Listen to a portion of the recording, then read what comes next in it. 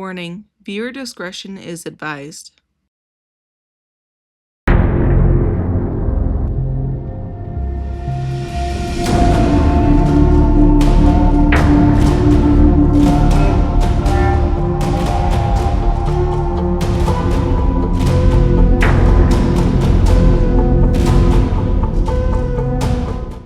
Hi friends, welcome to Meals to Unalive For, where we talk about a true crime case and make a death row meal from scratch. I'm your host, Jody Breton, and if you enjoy this episode, please like and subscribe. Today we're going to be covering Rhonda Belle Martin. Rhonda was born in 1907 in Alabama. She was the daughter of James Robert and Mary Frances, and she was brought up as a Baptist.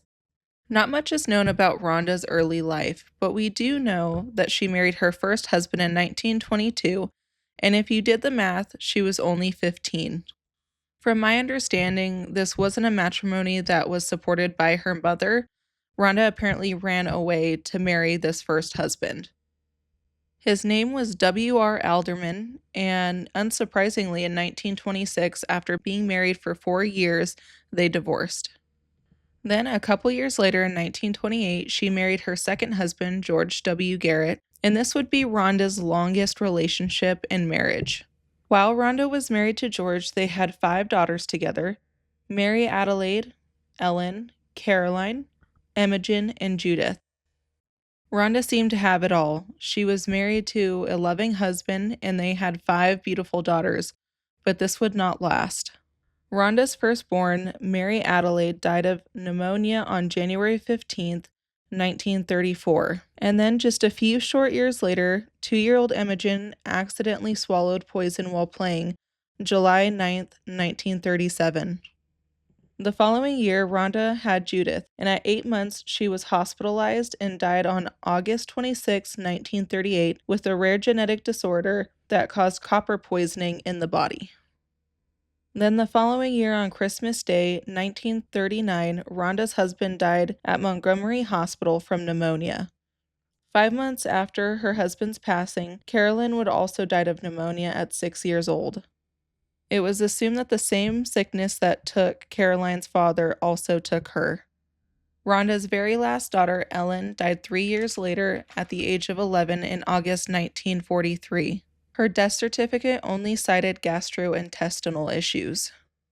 6 months after the passing of Ellen, Mary Gibbon, Rhonda's mother, was admitted to the hospital February 11, 1944, and died the same day of acute diarrhea at age 57. It was at this point that Rhonda had nobody in her life and a trail of bodies behind her. Rhonda was a waitress for a cafe and one day met a man named Talmadge J. Gibson. She told the man how lonely she was, and the two ended up getting married August 11, 1947, only to divorce 2 years later. A couple days after she divorced Talmadge, she married a coworker from the glass factory that they both worked at. His name was Claude Martin. Rhonda had said that her and Gibson split up only after 5 months of being married, but didn't bother filing the proper paperwork until later, and that's why she got married again so quickly after her divorce. Claude Martin was a widower. He had 3 teen daughters and an adult son in the Navy. Claude and Rhonda got married October 1948. After 16 months of being married, Claude became bedridden and 6 weeks later died of polyneuritis, a nerve disease, April 27, 1951. 7 months later, after Claude's passing, December 7, 1951, Rhonda married her stepson, Ronald Martin. We listen and we do judge. Ronald's sisters refused to accept the marriage and all of them left the house. Now, I'm not sure how this even occurred because in Alabama law, it forbade marriage to a step-parent, so I'm honestly not sure how she slipped through the cracks to begin with. 4 years after Ronald and Rhonda married, Ronald began to have severe abdominal pain and eventually became paraplegic. As a last-ditch effort, they sent his hair follicles to a lab where it was determined that he had been poisoned with arsenic. The lab had determined that he had been poisoned for the last 2 to 3 months due to the poison found in his hair follicles. Investigators started looking through Ronald's life and quickly discovered the string of death surrounding Rhonda. Authorities then exhumed Claude Martin's body in March 1956, revealing that Claude had enough arsenic in his system to kill several people. With several exhumations looming, Rhonda confessed on March 12, 1956, to killing her mother, 2 husbands, and 3 daughters. Rhonda confessed through a series of questions answered that I'll be reading for you. Detective: did he, the deceased, have an automobile? Rhonda: yes, sir. Detective: was there any kind of insurance policy on that automobile that it paid up at his death? Rhonda: yes, sir. Detective: what kind? What kind of automobile was it? Rhonda: 49 Hudson. Detective: did you inherit anything else from him? Rhonda: no, sir. I don't think there was anything else. Detective: when did you start going with his son? Rhonda: well, it was 3 or 4 months after he died. Detective: did his son live with him? Rhonda: he was in the Navy.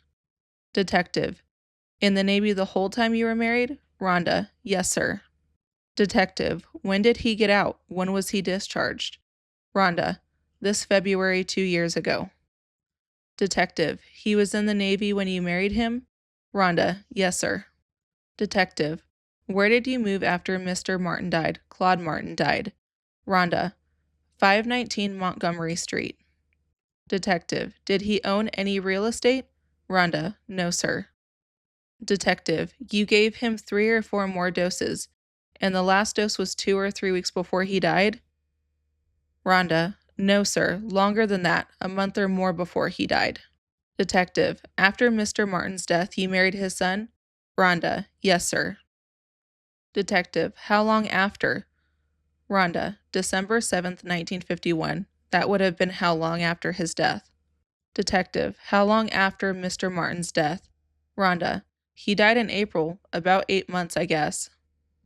Detective: you did all the cooking at the house of the deceased? Rhonda: practically all of it, most of it. As you can see, Rhonda was very forthcoming with all information. She gave greater detail on how it started. Rhonda's first victim was Imogen. At 2 years old, she asked her mother for some water, and it irritated Rhonda, so she poisoned her. She said her second victim was her husband, George.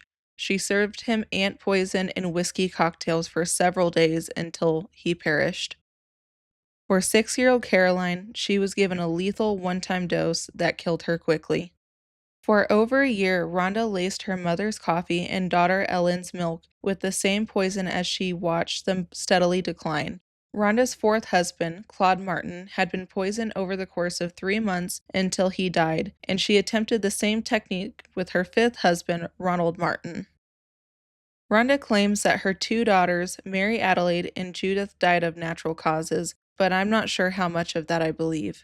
When looking for a motive, there wasn't much to go on. Rhonda did have insurance claims, but it was really just enough to cover the burials. One article said that she enjoyed the sympathy she got from others around her, and that she kept all of the sympathy cards. Maybe she was just really addicted to the attention, but we'll never really know. Rhonda did enter an insanity plea when her case went to trial, June 4th, 1956, but the judge denied it. 2 psychiatrists testified. The one for the defense said that Rhonda had schizophrenia, whereas the psychiatrist for the prosecution stated there was nothing wrong, quote-unquote, with Rhonda. Rhonda was later sentenced to death, and her sentence was appealed by the state Supreme Court, which is required by Alabama state law. Reporters asked her why she did it, and she said, "I don't know why I done what I done. I've been studying it, trying to figure it out, and I just can't say why I done it." In June 1957, the Alabama Supreme Court refused a rehearing of Rhonda's case, so she was still to be executed. Due to a heart condition Rhonda had, they did not tell her ahead of time when her exact execution date was, but eventually she was put to death by electric chair, October 11th, 1957. Rhonda made herself a new dress that was black and white to her execution. Prison officials found a note in her Bible that read, "At my death, whether it be natural or otherwise, I want my body to be given to some scientific institution to be used as they see fit, but especially to see if someone can find out why I committed the crimes I committed. I can't understand it, for I had no reason whatsoever. There is definitely something wrong. Can't someone find it and save someone else the agony I have been through?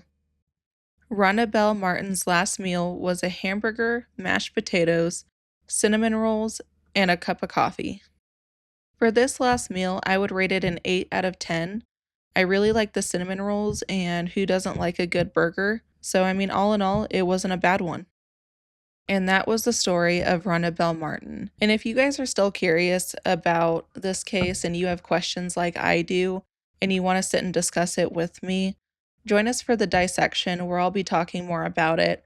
Like, do you think that she killed her other two daughters, or do you think that they died of natural causes? As always, like, subscribe, share, all of that good stuff. And hopefully, I'll see you for the dissection. If not, I'll see you next Tuesday. We'll be talking about another case. Thanks, guys. Bye.